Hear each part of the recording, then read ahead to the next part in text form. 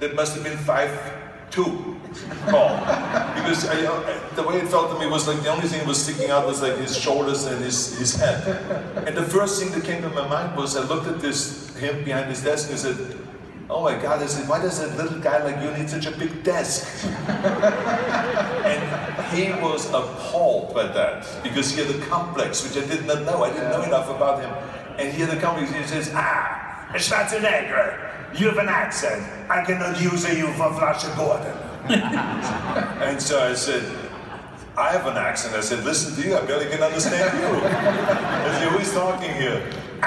The meeting is finished. And we were thrown out of the office.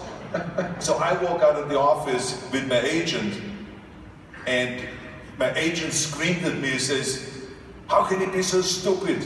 It took me 6 months to get into this office to have a meeting with you. And in 1 minute and 14 seconds, we are out of the office.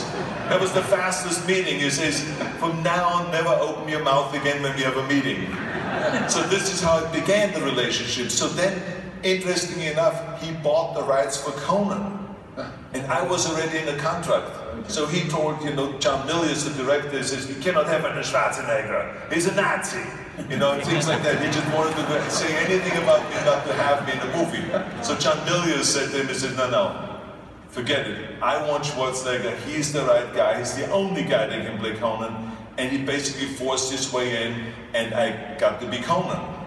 And Dino de Laurentis turned around, because he came to the set 3 days into the shooting of Conan, and he walked up the steps.